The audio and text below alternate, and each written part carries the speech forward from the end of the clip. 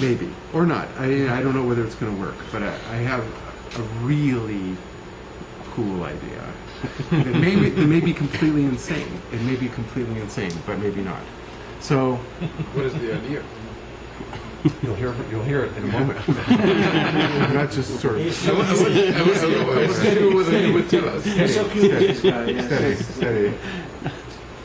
So, there's sort of two parts to the idea. One is a good idea, and the other is either a great idea or a stupid idea. We don't know yet, but I think it's potentially great. So the good idea, the very good idea, is basically find a place that's really has a lot of potential for expressing terroir. I mean, because you need a soil that is interesting, that has certain technical requirements, that has high mineral content, the minerals are in balance, that has good water holding capacity, that has adequate rainfall, blah, blah, blah. So there's a lot of some good technical bits there. I think I found such a property. Then you have to plant it in such a way, it's in a place called San Juan Bautista, which is about 50 minutes southeast of here.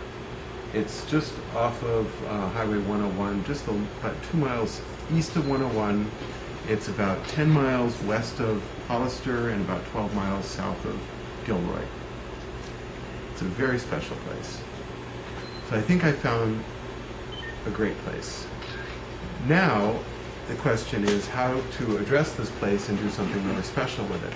So most of what we're going to do, I think, is going to be grow grapes in a way that was done 100, 120 years ago. State-of-the-art, 1870, 1880. Head-trained, freestanding, no wire, no trellis, lots of diversity of clonal material. Some of it is going to be grown on own-rooted vines, some of it is going to be on old-fashioned rootstocks like St. George. And I think that's going to produce a really interesting wine. And no irrigation? No irrigation, except to establish the plants for the first 2 years maybe.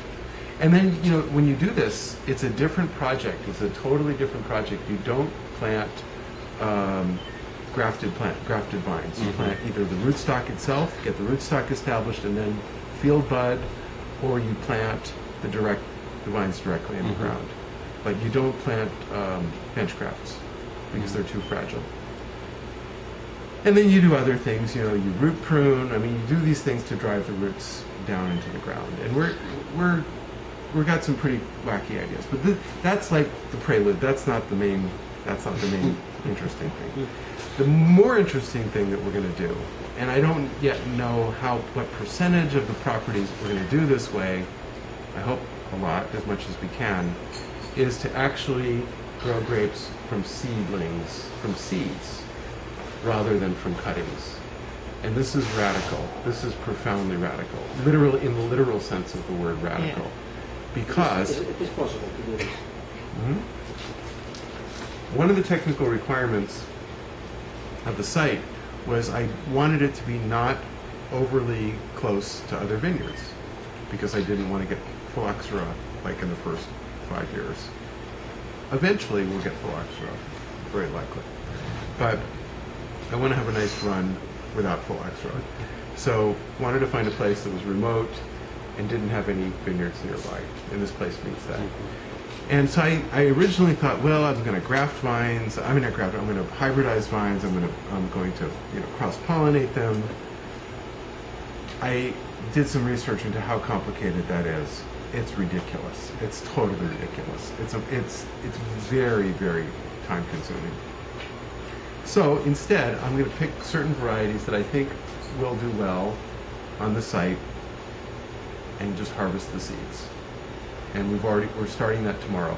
In fact, we come back tomorrow morning at 8 o'clock. That's what we're doing. And we're doing Grenache. We're going to start this year with Grenache. We're going to try to get maybe 10,000 seeds and germinate them in the nursery and then plant them right out in the vineyard. As we often say at Bonny Doon, what could possibly go wrong?